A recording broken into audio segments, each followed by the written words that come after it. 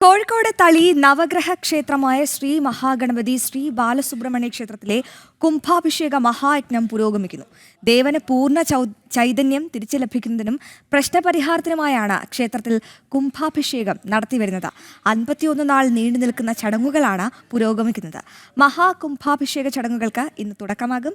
May 8-ന് ജീർണോദ്ധാരണ അഷ്ടബന്ധന മഹാകുംഭാഭിഷേകം നടക്കും. ഈശ്വര ചൈതന്യം ക്ഷയിക്കുമ്പോഴാണ് പ്രശ്നപരിഹാരത്തിനും ദേവന് പൂർണ്ണ ചൈതന്യം തിരിച്ചു ലഭിക്കുന്നതിനുമായി ക്ഷേത്രത്തിൽ കുംഭാഭിഷേകം നടത്തുന്നത്. ആദ്യമായി നിലവിലുള്ള ഈശ്വര ചൈതന്യത്തെ വെള്ളിനൂലുകളും സ്വർണ്ണനൂലുകളും കൊണ്ട് ആകർഷിച്ച് കലശത്തിലേക്ക് ആവാഹിക്കുന്നു. ഈശ്വര ചൈതന്യത്തെ കലശത്തിലാക്കിയ ശേഷം പ്രതിഷ്ഠയിലെ കളങ്കങ്ങൾ നീക്കം ചെയ്യാൻ ധന്വന്തിവാസം, പഞ്ചഗവ്യാദിവാസം, ക്ഷീരാദിവാസം, ജലദിവാസം, ശയനാദിവാസം തുടങ്ങിയ അധിവാസങ്ങൾ നൽകി ശുദ്ധവും ശ്രേഷ്ഠവുമാക്കിയ ശേഷം അഷ്ടബന്ധന മിശ്രിതം കൊണ്ട് പ്രതിഷ്ഠയെ ശരിയായ സ്ഥാനത്ത് പ്രതിഷ്ഠിക്കുന്നു.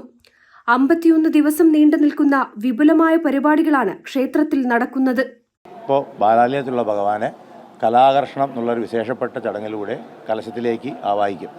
ആ കലശമാണ് അവിടെ വേദിയിൽ പിന്നെ പ്രതിഷ്ഠിക്കുക. 8-ാം തീയതി രാവിലെ വരെ 8 നേരം, 4-ാം തീയതി ഒരു പൂജ, 5-ാം തീയതി 2 പൂജ, 6-ാം തീയതി 2 പൂജ, 7-ാം തീയതി 2 പൂജ, 8-ാം തീയതി ഒരു പൂജ.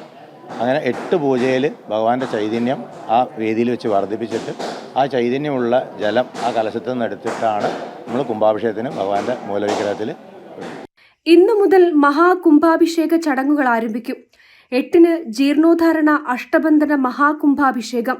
ശൃംഗേരി ജഗദ്ഗുരു ശങ്കരാചാര്യ ശ്രീ വിധുശേഖര ഭാരതിയുടെ സാന്നിധ്യത്തിൽ മുഖ്യ കാർമ്മികത്വത്തിലുമാണ് കുംഭാഭിഷേകം നടക്കുക. മെയ് 11 മുതൽ 16 വരെ അതിരുദ്ര മഹായജ്ഞവും ഗംഗാ ആരതിയും നടക്കും. മെയ് 16-ന് ചടങ്ങുകൾ പൂർത്തിയാകും. ജനം, കോഴിക്കോട്.